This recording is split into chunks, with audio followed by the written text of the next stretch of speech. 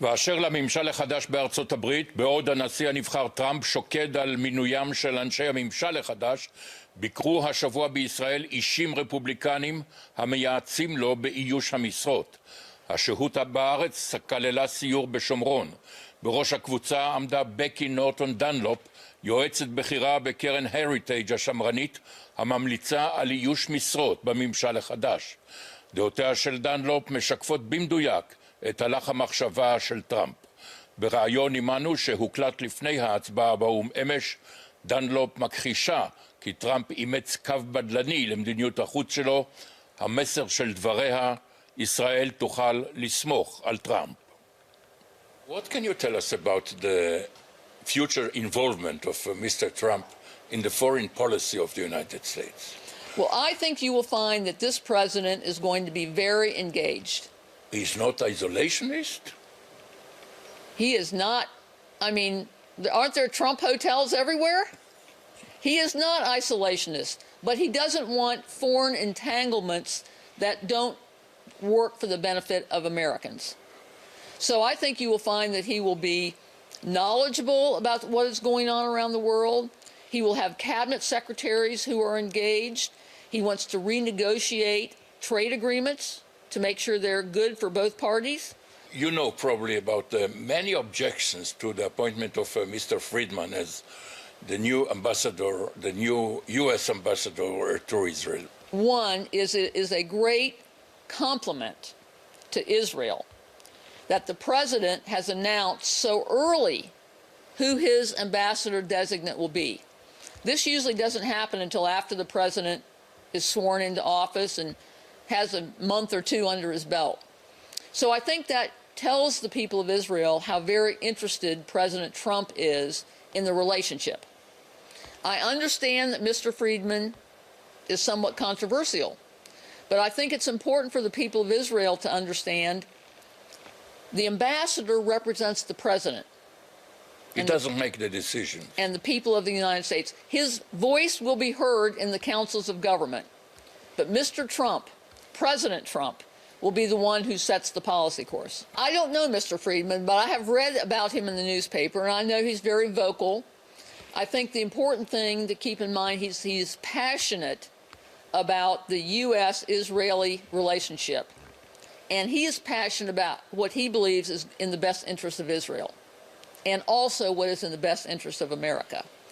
And I think that's a very good trait for an ambassador. They have to have strong feelings that they can be heard in the councils of government. But believe you me, there'll be many other voices that chime in. And then the president will have to listen, and he's a very good listener. He will listen to all of the arguments. He will think about where he wants to take America, and then he will make his decisions, and his ambassador will carry out the president's goals. You know that he supports the settlements policy of the present Israeli government. Is this the reason that you visited the Samaria region? You know, many Americans hear a lot about what is going on in Israel and the debates and so forth, but very few have the opportunity to actually go and see where these controversies are taking place. And I must say, visiting Samaria is very eye-opening. I went and saw villages, towns that were very impressive. I went to a factory. I met an Arab, Israeli, a Palestinian, and a Jewish man leading the work in the factory, working together. It was very impressive. Both of them answered our questions. We went to Ariel University, very impressive school. So you go and you see things and you hear things and you learn things that you don't get from the mainstream media. And so when you're then talking about policy back home in the United States or in Europe or India, where our visitors all came from, you have more of first-hand knowledge.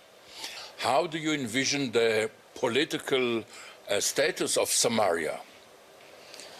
Well, it's very hard for a visitor to come away with a perspective that includes all of the input that I suppose one needs. But, you know, when you stand on top of the mountain and you look to the west and you see Ben Gurion Airport and you see Tel Aviv and you see the Mediterranean, and then you turn around and you look the other direction and you see Jordan, it very much comes home to you how small Israel is. And with so many people wanting to come to Israel, it seems to me that it's an important consideration. How does the country of Israel allow their people to expand into the countryside without coming up with some new arrangement, perhaps in Samaria, that allows more development for the Israeli citizens? Do you believe that Samaria and Judea should be incorporated into the sovereign state of Israel?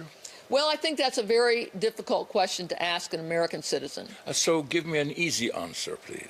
Well, I am for Israel thinking through this, and I want to be supportive of what the Israeli people think is best for them.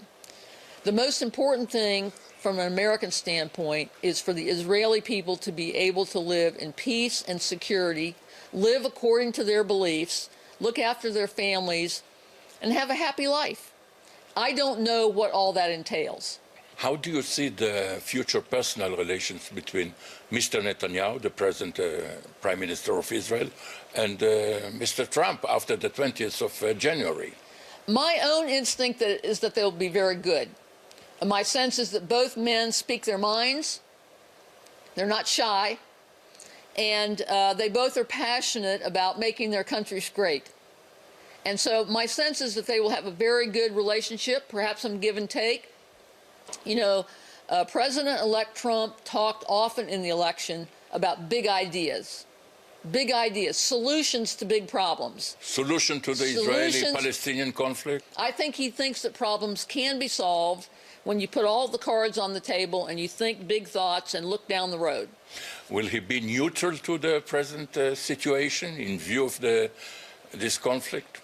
President Trump has a lot on his plate right away. There are many challenges America has, as you well know. Yes, there is China and Russia and so on. China and the economy. We haven't had economic growth for 8 years, and he's got many unemployed people in America who want jobs. I thank you very much, Ms. Becky Norton-Dambro. Thank you very much, Ms. Dunn. Thank you for inviting me.